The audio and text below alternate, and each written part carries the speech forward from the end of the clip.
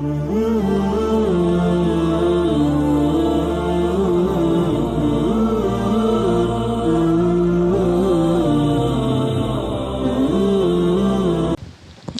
علیکم ورحمۃ اللہ وبرکاتہ۔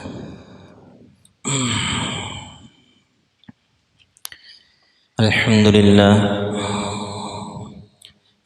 للہ نحمده ونستعینه ونستغفره ونؤمن به ونتوکل علیہ ونعوذ باللہ من شرور انفسنا ومن سیئات اعمالنا، من يهده الله فلا مضل له ومن يضلله فلا هادي له، ونشهد أن لا إله إلا الله وحده لا شريك له، ونشهد أن سيدنا ومولانا محمدا عبده ورسوله، أما بعد فقال النبي صلى الله عليه وسلم: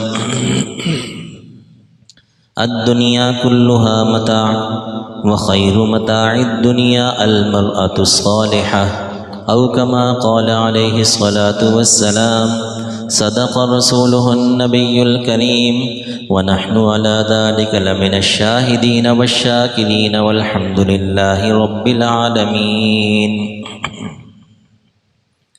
میرے محترم دوستوں اور بزرگوں، پچھلے جمعے سے ایک موضوع پر گفتگو چل رہی ہے کہ نکاح کے وقت کن چیزوں کو مد نظر رکھنا چاہیے، شریعت اس سلسلے میں ہماری کیا رہنمائی کرتی ہے۔ اس کے متعلق چند باتیں تو پچھلے جمعے میں عرض کر دی گئی تھیں کہ نکاح کا جو معاملہ ہے اس کو صرف دنیاوی معاملہ نہیں کہا گیا، بلکہ اس کے اندر ایک دینی پہلو بھی ہے، نکاح ایک عبادت بھی ہے، اور یہ ایسا حساس معاملہ ہے کہ حضور نبی کریم صلی اللہ علیہ وسلم 1400 سال قبل ہمیں ایسے مشورے دے کر گئے، امت کی ایسی بہترین رہنمائی کر کے گئے کہ اگر ہم ان مشوروں کو سامنے رکھیں، ان پر عمل کریں تو ہمارا گھر ایک جنت کا نمونہ بن سکتا ہے۔ گھر کے اندر داخل ہوتے ہی بندے کو راحت اور سکون ملے۔ گھر تو وہ ہوتا ہے، باہر تو بندے نے جو بھی معاملات کرنے ہیں، بیچارے نے دھکے کھانے ہی ہیں، کمائی کرنے کے لیے پتہ نہیں کیا کچھ پاپڑ بیلنے پڑتے ہیں، تو وہ تو چلیں ایک طرف، لیکن کم سے کم جب بندہ گھر میں جائے تو گھر میں تو ساری تھکاوٹ اتر جائے، راحت نام کی چیز ہونی چاہیے، سکون نام کی چیز ہونی چاہیے۔ اور جیسے آپ کا بھی مشاہدہ ہے، آپ کے ملنے والے بھی بہت سے ایسے لوگ ہوں گے جناب کہ گھر میں سکون نام کی چیز ہی نہیں ہے، بے برکتی ہے، ایک جنگ کا ماحول بنا رہتا ہے ہر وقت۔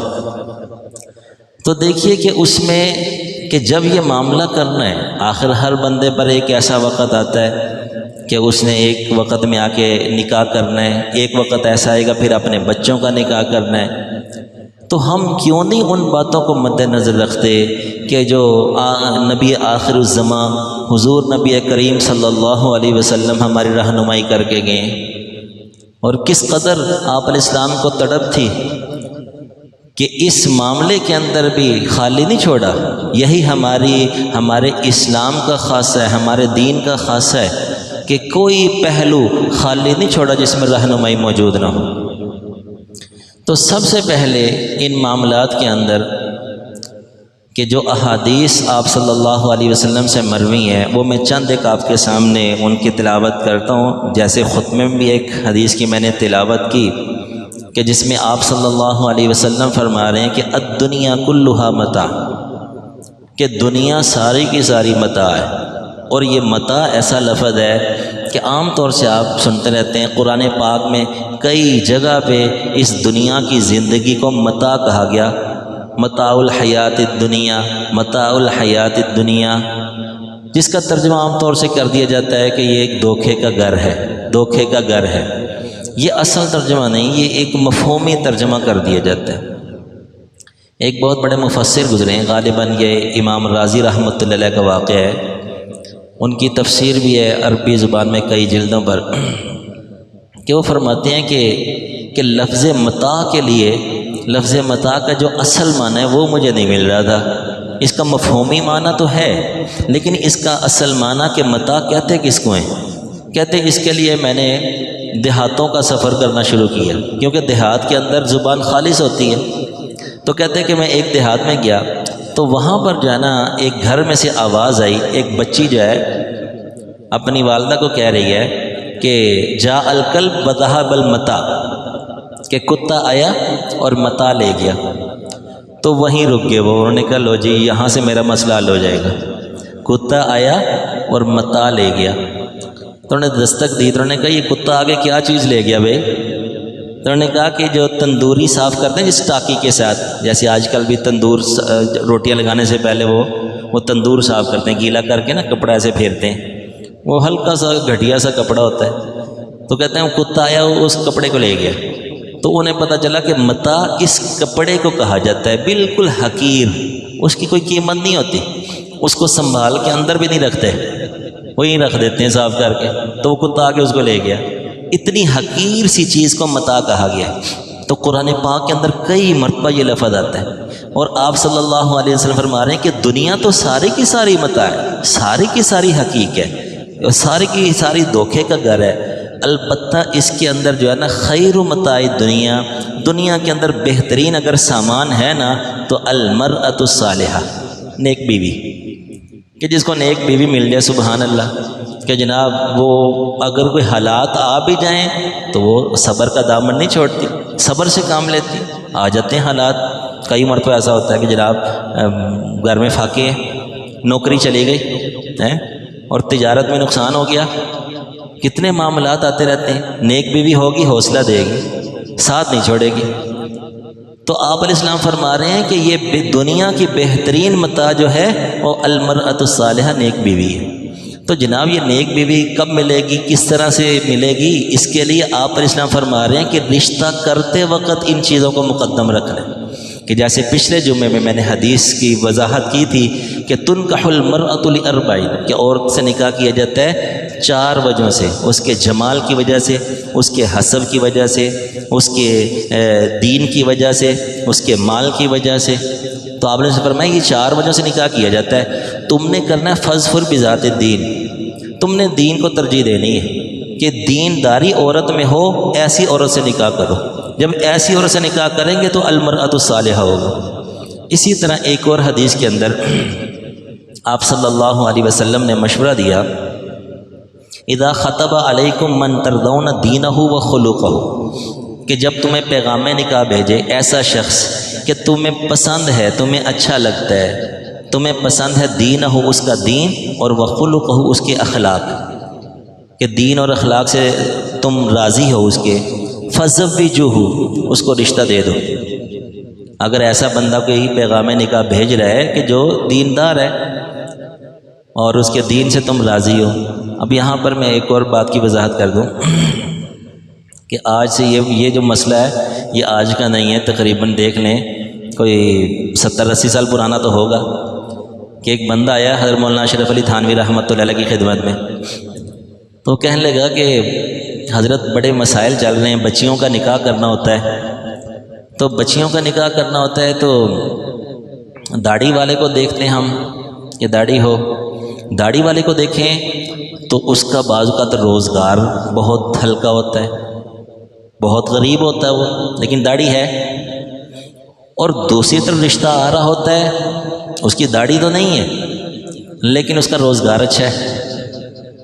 تو انہوں نے فرمایا کہ بھی واقعی یہ المیہ تو چل رہا ہے۔ ہر نے بڑا زبردست جواب دیا، یہ وہ لوگ ہیں جو ایسے مجدد الملت نہیں کہتے، حکیم الامت کا لقب ایسے نہیں ملتا، مجدد الملت، حکیم الامت، ایسا ہے، انہوں نے دین کو ایسا گہرائی میں جا کے پڑھا ہوتا ہے، اس کو سمجھا ہوتا ہے، پھر جا کے ایسے القابات سے نوازا جاتا ہے۔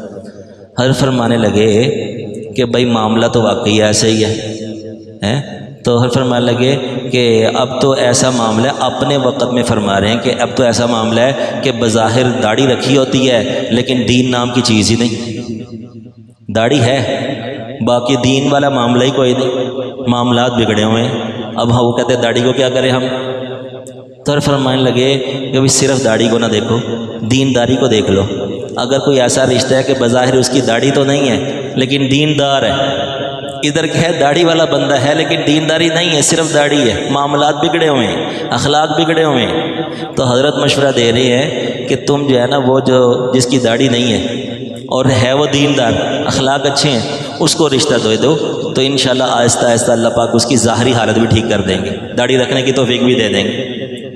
اب بظاہر دیکھا جائے تو دیکھا بندہ کہے کہ یار یہ کیسا مشورہ دے رہے ہیں، لیکن یہ حقیقت پر مبنی ہے کہ اصل دینداری ہے، اصل دینداری ہے. تو یہاں پر بھی آپ صلی اللہ علیہ وسلم یہی فرما رہے ہیں کہ ایسا بندہ رشتہ بھیج رہا ہے، ایسے بندے کا رشتہ ہے کہ تم اس کے دین سے راضی ہو، دیندار آدمی ہے، اخلاق اس کے اچھے ہیں، تو فزوجوہ اس کو رشتہ دے دو. ان لم تفعلوہ، آگے کیا فرما رہے ہیں؟ ان لم تفعلوہ، اگر تم ایسا نہیں کرو گے فَتَكُنْ فِتْنَةٌ فِي الْأَرْضِ وَفَسَادٌ عَرِيضٌ، بہت بڑے فتنے کا تم سبب بن جاؤ گے. کہ جب تم دیکھو کہ جناب ایک چیز پرفیکٹ ہونی چاہیے، 100% ہونی چاہیے، بھائی وہ کہاں ملتی ہے؟ وہ تو کہاں ملتی ہے؟ بڑا مشکل ہو جائے گا معاملہ. تو اب اگر اس طرح سے ہم رشتوں کو چھوڑنا شروع کر دیں تو بچیوں کی عمر بھی زیادہ ہو رہی، بچوں کی عمر بھی زیادہ ہو رہی، کتنے ایسی بچیاں ہیں، کتنے ایسے بچے ہیں. تو حضور فرما رہے ہیں پھر فتنہ ہی فتنہ ہے، فتنہ ہی فتنہ ہے، اور وہ ہم دیکھ بھی رہے ہیں.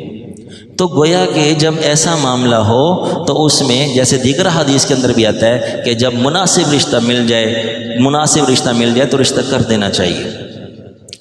اسی طرح ایک اور حدیث میں آپ علیہ السلام نے فرمایا کہ اذا تزوج العبد فقد استكمل نصف الدین، جب بندہ نکاح کر لیتا ہے نا تو اس کا نصف دین کامل ہو جاتا ہے. فلیتق اللہ نصف الباقی، باقی جو نصف رہ گیا اس میں بھی اللہ سے ڈرے ہو. آدھا دین تو اس کا نکاح سے ہی کامل ہو گیا، کیونکہ جہاں پر نکاح آئے گا نا وہاں پر کیا ہے کہ جو جنسی تسکین والے گناہ ہیں، جنسی تسکین والے گناہ، شہوت والے گناہ، وہ جو ہے نا ماند پڑ جائیں گے. تو آدھا دین تو اس نے کامل کر لیا، باقی آدھے میں کوشش کرے، اللہ سے ڈرے، اللہ تعالیٰ اس کی بھی توفیق دے دے گی. تو بہرحال امت میں بھی ہمیں ایسے واقعات ملتے ہیں کہ جب کوئی مناسب دیندار رشتہ ملے تو اس کا نکاح کر دیا. جیسا کہ ایک واقعہ تو قرآن پاک نے خود نقل کیا ہے حضرت شعیب علیہ السلام کی بیٹیوں کا، کہ موسیٰ علیہ السلام کو بھی نبوت نہیں ملی تھی کہ ان سے ایک معاملہ ہو گیا کہ وہ لڑائی چھڑوا رہے تھے، کہ وہ مکہ مارا بندہ لڑائی نہیں چھوڑ رہا تھا، اس کو ایک مکہ مارا، بندہ ہی قتل ہو گیا، مر گیا بندہ. تو اب جناب وہ پھر وہاں اس علاقے سے نکلے ہجرت کر کے، کوئی مسئلہ نہ بن جائے، مقصد قتل کرنا تو تھا نہیں، غلطی سے ہو گیا، تو ہجرت کی مدین کی طرف. اب مدین کے قریب پہنچے تو وہاں پر دیکھا ایک کنویں پر لوگ پانی پلا رہے ہیں اپنے جانوروں کو، اور 2 بچیاں ایک طرف کھڑی ہوئیں. تو انہوں نے ان سے جا کے پوچھا کہ تمہارا کیا مقصد ایک طرف کھڑے؟ انہوں نے کہا ہم نے بھی پانی پلانا ہے اپنے جانوروں کو، کہ جب سب لوگ پلا لیں گے تو پھر ہم آخر میں پلاتے ہیں. تو انہوں نے کہا لو میں کر دیتا ہوں. انہوں نے سارے ان کے جانوروں کو پانی پلا دیا، جو ان کے برتن وغیرہ سے بھر دیے، اور ایک طرف بیٹھ کے فارغ تو تھے، ٹھکانہ تو تھا کوئی نہیں. اب جب گھر پہنچی تو حضرت شعیب علیہ السلام نے پوچھا کہ آج جلدی کیسے آ گئے تم لوگ؟ تو انہوں نے کہا کہ ایک نوجوان ملا تھا اور نوجوان بڑا باحیا تھا. اب عورت ہے نا عورت، اب دیکھیے کہ نبی کی بیٹیاں ہیں، ان کی کیسی تربیت ہوگی. اب اس نوجوان کی ایک مرتبہ نگاہ بھی بچیوں پہ نہیں پڑی. اب بچیاں اپنے باپ کو جا کے اس کی تعریف کر رہے ہیں کہ وہ بڑا باحیا تھا، اس کی نظر میں بڑی حیا تھی. تو وہ نوجوان ملا، اس نے ہمارا اس طرح سے کام کر دیا. تو حضرت شعیب علیہ السلام، جو بچیاں جوان تھی تو دیکھیں نا باپ کی فکر تو کام کر رہی ہوتی پہلے سے. تو انہوں نے کہا اس نوجوان کو بلا کے لاؤ. جب بلا کے لایا تو سارا واقعہ سنایا انہوں نے. تو انہوں نے دیکھا کہ بچہ شریف ہے، دیندار ہے. تو جو دیکھنے والی چیزیں ہوتی ہیں نا، حضرت تھانوی رحمۃ اللہ فرماتے ہیں کہ 2 چیزیں دیکھنی چاہیے، اور وہ بھی یہ جو 2 چیزوں کا استنباط ہے وہ کہاں سے کیا؟ قرآن سے کیا جا رہا ہے، قرآن اور حدیث سے ہی مسئلہ نکالا جا رہا ہے. کہ جب بچے کا رشتہ ہے، بچی کا رشتہ کرنا ہے، تو بچے کے اندر، لڑکے کے اندر کیا دیکھنے والی چیزیں ہوتی ہیں؟ بنیادی طور پر 2 چیزیں دیکھنی چاہیے. جیسا کہ قرآن پاک میں ہے اس واقعے کے اندر کہ ان خیر من استاجرت القوی الامین، کہ دو باتیں دیکھی انہوں نے، القوی، ایک تو قوی قوت کمانے کی صلاحیت ہو، اور الامین دیندار، دیانتدار تو تھے، دیندار تو تھے، کہ بچیوں نے بتایا کہ یہ ان کے اندر تو بڑی حیا ہے، باحیا آدمی ہے وہ تو یہ دو باتیں قرآن نے نقل کر کے بتا دیا کہ یہ بنیادی طور پر دو چیزیں ہوتی ہیں، ایک تو کمانے کی صلاحیت ہو بندے کے اندر، ایک ہے کہ بینک بیلنس دیکھیں، بینک بیلنس مقدر کی چیز ہے بھائی، بس کمانے کی صلاحیت ہو، مناسب سا اس کا روزگار ہو، اتنا ہو کہ وہ گھر چلا سکے، کہ رشتہ کرنے کے بعد گھر چلا سکتا ہو، اتنا اس کے اندر ہمت ہونی چاہیے، اور الامین دیندار ہونا چاہیے۔ یہ بنیادی طور پر دو چیزیں ہوتی ہیں، تو ان کے اندر تھیں، تو موسیٰ شعیب علیہ السلام نے ان سے اپنی بیٹی کا نکاح کر دیا، اور ایسے پھر برکت زندگی کے اندر۔ پھر اس کے بعد جب 8-10 سال وہاں رہے، پھر واپس آئے، تو راستے میں ان کو نبوت ملی ہے، نبی تو 8-10 سال بعد بنے، ان کی شرافت پہلے ہی تھی۔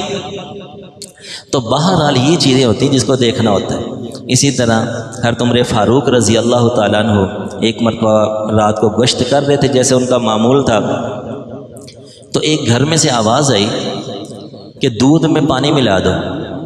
تو بچی نے کہا کہ آپ کو اے امی جان پتہ نہیں کہ امیر المومنین عمر فاروق نے پابندی لگا رکھی کہ دودھ میں ملاوٹ نہیں کرنی، پانی نہیں ملانا۔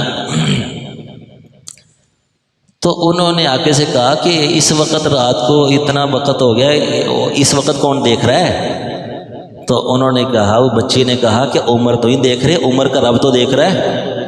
حضرت عمر فاروق نے یہ سارا مکالمہ آپس میں سن لیا اور گھر پر نشانی لگا لی، کون سا گھر ہے؟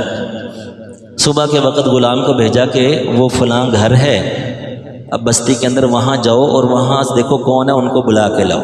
اب وہاں تفتیش کی تو پتہ چلا ایک ماں اور بیٹی رہتے ہیں۔ تو جب ان کو بلایا گیا تو حضرت عمر نے کہا کہ میں نے رات کو جو مکالمہ ہوا تھا وہ سن لیا تھا، تو مجھے آپ کی بچی کا رشتہ چاہیے، میں اپنے بیٹے سے نکاح کرنا چاہتا ہوں۔ تو وہ عورت اتنی خوش کہ عمر فاروق کے بیٹے سے نکاح ہو جائے، اور کیا چاہیے اس نے تو فوراً ہاں ہی کرنی تھی۔ تو اپنے بیٹوں میں سے ایک بیٹا تھا عاصم کو بلایا اور ان سے نکاح کر دیا اس بچی سے، اور یہ ایسا برکت والا نکاح ہوا کہ یہ جو عاصم لڑکے کا اس بچی سے نکاح ہوا، اس سے ایک بیٹی پیدا ہوئی، وہ بیٹی جب جوان ہوئی اس سے ایک بیٹا پیدا ہوا جو پوری دنیا اس کو عمر بن عبدالعزیز کے نام سے جانتی ہے۔ یہ وہی سلسلہ مبارک سلسلہ نسب تھا، اور عمر بن عبدالعزیز رحمۃ اللہ علیہ ان کے 20 واقعات ہیں، بادشاہ ہونے کے باوجود نیک بزرگ، اور ایک بہت اونچا کام اللہ پاک نے ان سے لیا جس کو کہتے ہیں تدوین حدیث۔ تدوین حدیث اس کا مطلب ہوتا ہے کہ جیسے قرآن پاک آپ کو پتہ ہے کہ پہلے ایک کتابی شکل میں نہیں تھا، یہ مختلف جو ہے نا جگہوں پر لکھا ہوا تھا، ایک کاغذ، ایک چھلکا، کسی ایک کپڑے کے اوپر، اس طرح سے تھا، اور لوگوں کو زبان نہیں یاد تھا۔ تو جنگوں کے اندر جب حفاظ شہید ہونا شروع ہوئے تو حضرت عمر فاروق کو فکر لاحق ہوئی کہ اگر یہ اسی طرح سلسلہ چلتا رہا تو قرآن ضائع نہ کر بیٹھیں، تو اس کو ایک کتابی شکل میں جمع کیا جائے۔ تو اب جو ہے نا صدیق اکبر کو شرح صدر نہیں ہو رہا تھا، انہوں نے کہا یہ کام تو آپ علیہ السلام اپنی زندگی میں نہیں کر کے گئے، ہم کیوں کتابی شکل میں کریں؟ آخر کار دلائل دیتے رہے یہاں تک کہ حضرت ابوبکر صدیق کو شرح صدر ہو گیا۔ تو حضرت عمر فاروق کی برکت سے یہ جو آج قرآن ملتا ہے نا ہمیں کہ ہم کھولتے ہیں اور پڑھ لیتے ہیں، یہ ساری محنت بنیادی طور پر حضرت عمر فاروق رضی اللہ تعالیٰ عنہ، تو یہ ان کی محنت تھی۔ اور دیکھیے دوسرا سلسلہ تدوین حدیث، حضرت عمر بن عبدالعزیز جو انہی کی نسل سے ہیں، حضرت عمر بن عبدالعزیز بادشاہ وقت کے تب تقریباً 100 سال تو گزر چکے تھے آپ علیہ السلام کی ہجرت کے بعد، تو ان کو یہ خدشہ لاحق ہوا کہ کہیں حدیثیں ضائع نہ ہو جائیں۔ حدیثیں زبانی لوگوں کو یاد ہیں، لیکن یہ بڑے بڑے محدث فوت ہو گئے تو حدیثیں تو ضائع ہو جائیں گی۔ تو انہوں نے اعلان کیا کہ جتنے بھی بڑے بڑے علماء ہیں سب کو جمع کیا اور ان سے کہا کہ جتنی حدیثیں تمہارے سینوں میں تمہیں زبانی یاد ہیں اس کو کتابی شکل میں لکھو۔ تو وہ اس وقت علماء نے کتابی شکل میں لکھنا شروع کیا، پھر ان کے شاگرد کرتے کرتے بڑی بڑی کتابیں جو بخاری شریف ہے، مسلم شریف ہے، نسائی، ابن ماجہ، ابو داؤد شریف، ترمذی شریف، بڑی بڑی کتابیں جن کے آج ہم حدیثیں پڑھتے ہیں، یہ سارا کارنامہ اس کا صحرا عمر بن عبدالعزیز رحمۃ اللہ علیہ کے سر جاتا ہے۔ کہ ایسا یہ مبارک نکاح تھا کہ جس کے اندر اللہ پاک اتنی برکت عطا فرمائے۔ تو بہرحال جتنا ہم دینداری کو مقدم رکھیں گے اتنا ہی ہمارے نکاحوں کے اندر برکت ہوگی۔ اللہ تعالیٰ سے دعا ہے جو کہا سنا اللہ تعالیٰ اس کو سمجھنے، اس پر عمل کرنے کی توفیق عطا فرمائے۔ وآخر دعوانا الحمدللہ رب العالمین۔